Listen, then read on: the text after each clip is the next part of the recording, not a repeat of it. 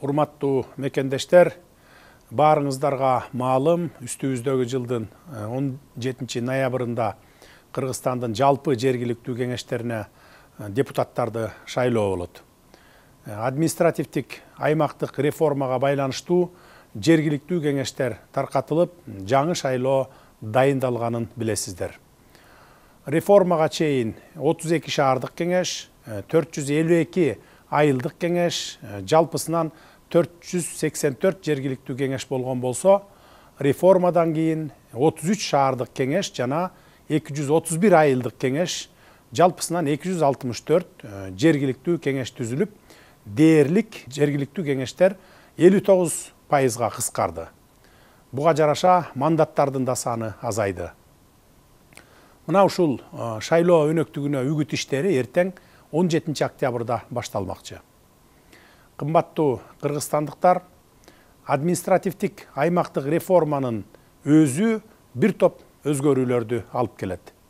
Мындан улам бул жолу жергиликтүү кеңештерге шайлоо өтө маанилүү иш-чара экенин баса белгилеймин. Деги эле жергиликтүү шайлоо болобу же жогорку кеңешке шайлоо болобу, айтор бардык шайлоолор элибиздин жана өлкөбүздүн 5 жылдык тагдырына түздөн түз таасир этет.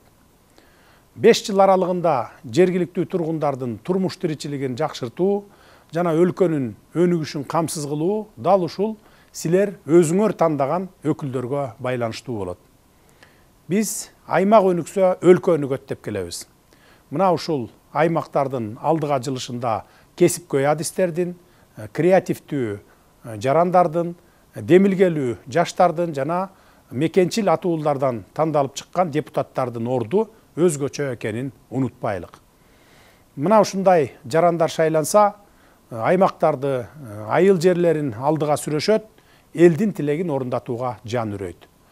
Алар өздөрүнүн биографиясы, кадыр баркы же жеке кызыкчылык үчүн келбестен, ошол аймактын, ошол шаардын талылуу, өнүкпөй жаткан жерлерин айтат, аларды чечүүнүн жолдорун издейт, бюджеттик каражатты сарамжалдуу, көйгөйлүү маселелердин чечилишине жумшоого добуш беришет.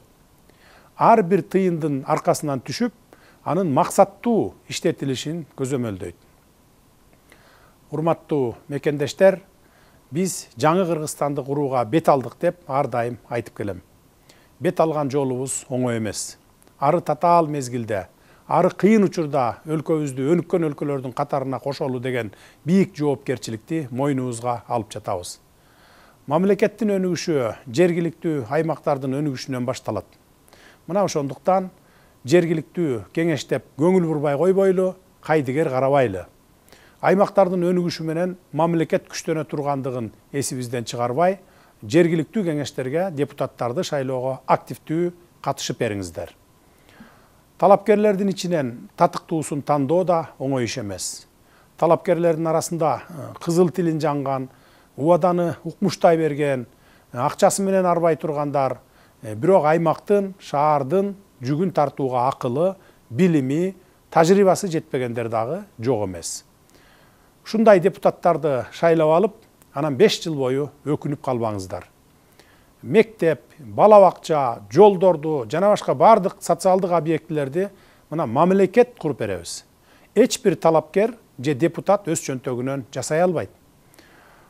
Депутаттар жергиликтүү аймактардын же шаарлардын элден чогулган бюджетин бекитип беришет жана кандайдыр бир маселелерде макулдугун берет же баш тартат.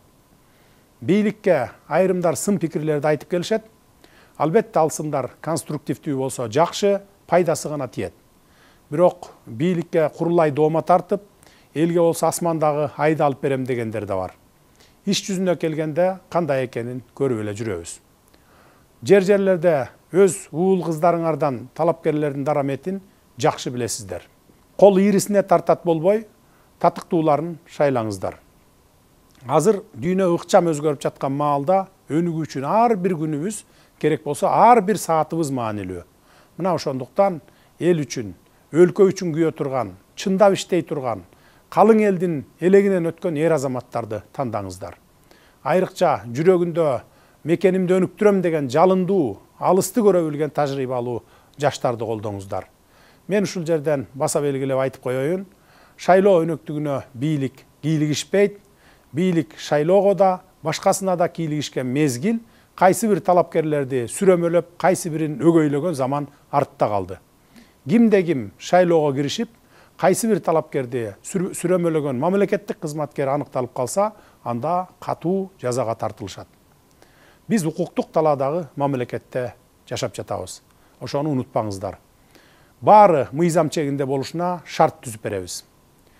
Калың элдин тандоосунан татыктуу өткөн, таза шайланып келген депутат гана элге кызмат кылышы керек. Мындан башкача болушу мүмкүн эмес, болбойт дагы. Дагы бир маанилүү жагдай. 17 ноябрда шайланып келген жергиликтүү кеңештердин депутаттары алдыда боло турган элдик курултайдын жерлерден келе турган делегаттарын шайлашат. Демек, аймактагылардын көйгөйлөрүн курултайга алып чыгууда жергиликтүү кеңештердин депутаттарынын ролу маанилүү болот. Элдик курултай, өзүңүздөр билгендей, ачык айкын түз эфирде өтөт. Анан буга чейинки тажрыйба көрсөткөндөй, курултай бүткөн соң тигил маселе көтөрүлдү, бул маселе көтөрүлгөн жок деп талкуулап жатып калабыз. Келиңиздер, азыртадан эле бул маселелердин алдын алыңыздар. Элдик курултайга татыктуу делегаттарды тандап берүүдө жөндөмдүү, жергиликтүү кеңештин депутаттарын шайлаңыздар. Алар шайлаган делегаттар өз кезегинде курултайда силер үчүн орчундуу делген маселелерди көтөрүп чыгышсын. Демократия, сөз эркиндиги деп ооз толтура көп сүйлөйбүз. Демократиянын, сөз эркиндигинин пайдубалы дал ушул сыяктуу шайлоолордо түптөлөт. Мамлекеттин, өзүңүздөрдүн жана балдарыңыздардын келечегине кайдыгер болбоңуздар.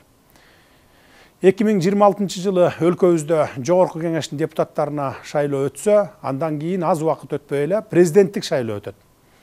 Азыркы жергиликтүү кеңештердин шайлоосуна дагы, кийинки ошол шайлоолорго дагы активдүү катышып бериңиздер. Урматтуу кыргызстандыктар, мекенибиздин алдында атуулдук арнамыз, милдетиңер катары шайлоого келип, татыктуу талапкерлерди тандап бериңиздер. 5 жылда бир жолу шайлоого келип, болгону жарым сааттык убактыңыздарды коротот экенсиздер. Ошол убактыңыздарды аябаңыздар. Анткени 5 жыл бою өзүңүздөрдүн, аймактардын, шаарлардын тагдырлары дал ушул депутаттар аркылуу чечилет. Ошондуктан милдеттүү түрдө ар бир шайлоого катышканды унутпаңыздар. Келиңиздер, өзгөрүүлөрдү ар ким өзүбүздөн баштайлы.